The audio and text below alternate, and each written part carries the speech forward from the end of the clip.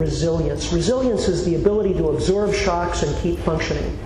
My friends, we have shocks in store, serious economic shocks. So how do we keep functioning in view of those? Well, we have to localize a lot of things that have become globalized.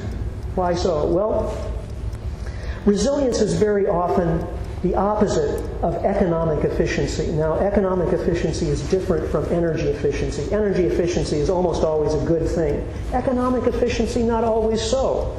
You know, if you can grow corn cheaper in Iowa than any place else, economic efficiency says grow all your corn in Iowa and don't grow anything in Iowa except corn.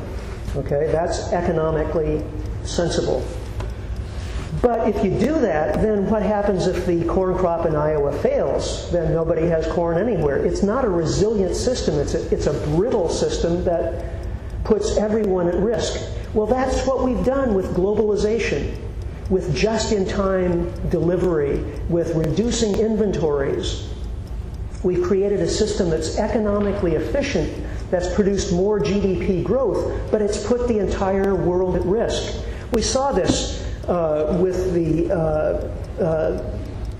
Fukushima disaster in Japan.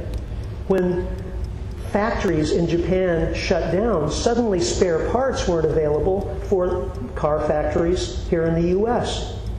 We have a global system that's become so integrated that if something goes wrong in one place, it can affect the entire system. So what we need is more redundancy, more local food production, more food producers. We need to train millions of young people how to be ecological farmers. And we need to provide them with the opportunity to farm. Rather than paving over the best farmland on Oahu and build 1,200 new housing units,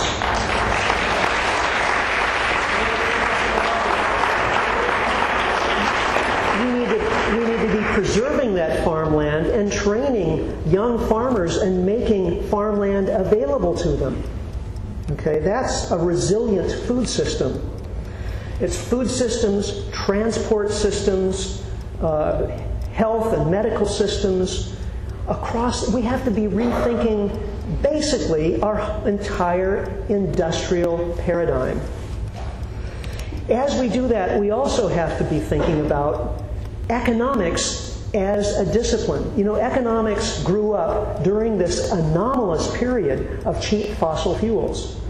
And economists, I think, took credit for, in the name of the market, for a lot of what happened just as a result of having cheap, abundant fossil fuels.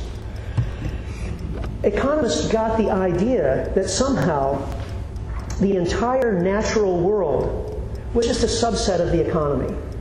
You know, it was just a pile of resources that we extract and turn into consumer products that ultimately become waste.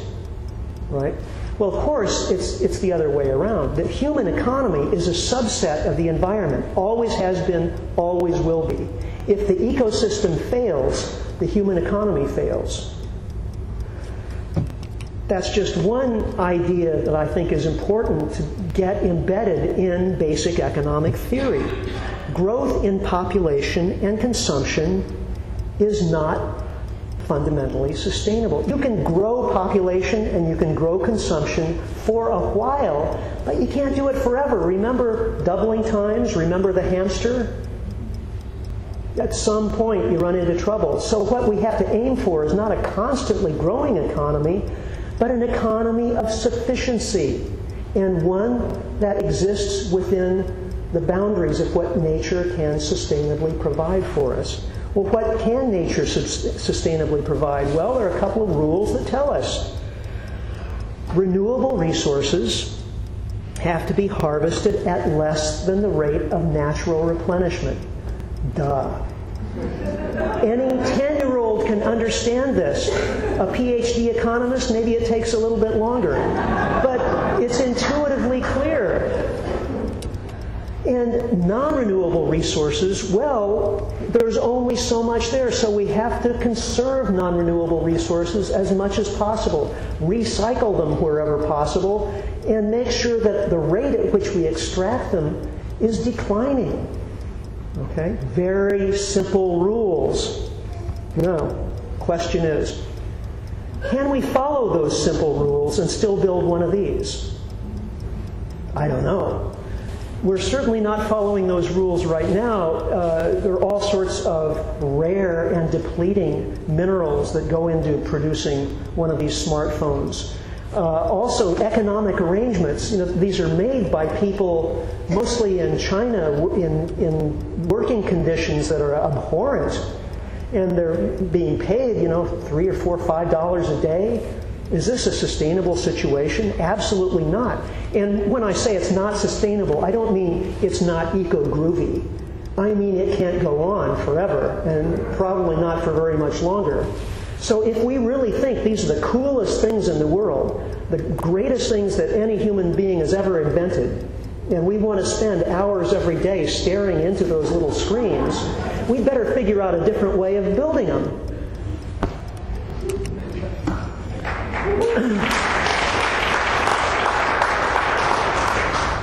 I would suggest that every community around the country and around the world should start looking into making a community economic laboratory. You can call it something else if you want. And there are a number of communities that actually already have started to put together one of these practical research institutes. Every community has some kind of alternative economic project going on, whether it's a ride share, car share, or a credit union, job center, whatever.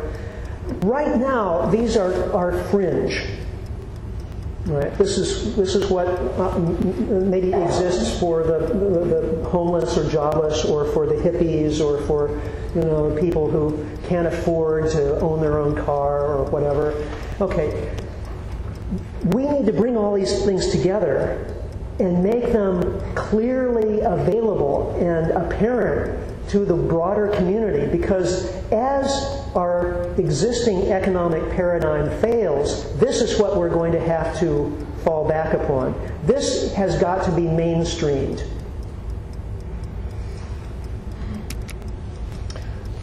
There are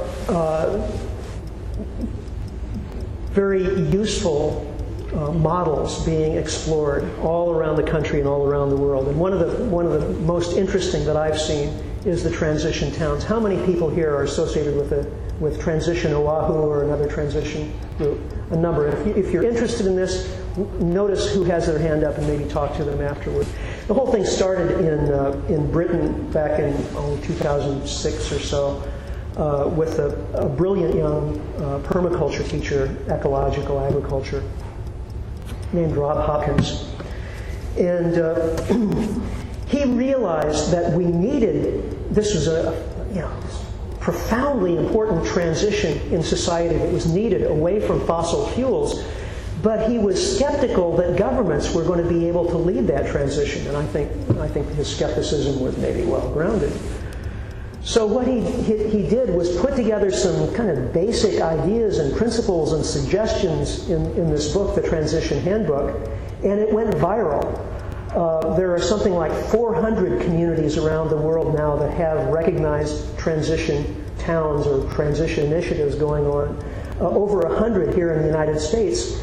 And it's not based on getting the government to do something. It ends up looking more like a fiesta, like a party, than a protest march, because you got people who are already doing things around local food and local transportation and so on, and getting them together and share their ideas and have a great unleashing where suddenly the whole town, the whole community is invited in to see what the possibilities and prospects are for turning that town into a model community.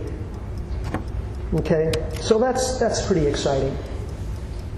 If you get involved in a transition town, it can be like any group, a bunch of people sitting around thinking about what they can do, looking at their calendars, figuring out, and you can get involved in kind of the minutiae of change, and that's important.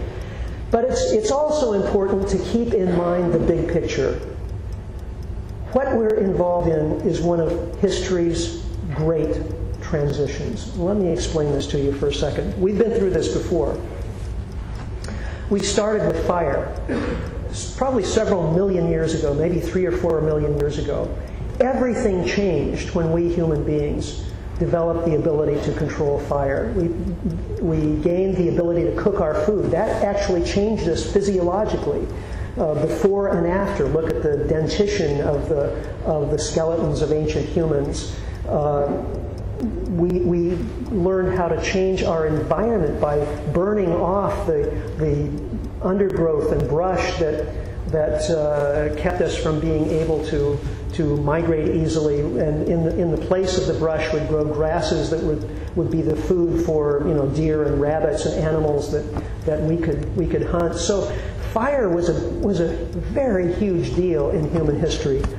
Then language. We don't exactly know when language emerged. Best guess, several tens of thousands of years ago. What did language do for us? Well, just think about it. I mean, we wouldn't be sitting here right now if it weren't for language. But put yourself in the shoes of, or the non-shoes of a Paleolithic human, maybe wanting to hunt for a mastodon. Probably not in Hawaii, I don't know, but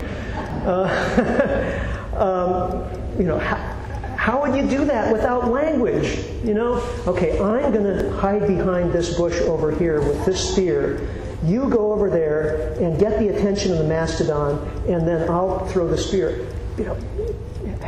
That's the only way you could do it. So with language, we gained the ability to coordinate our behavior over space and time.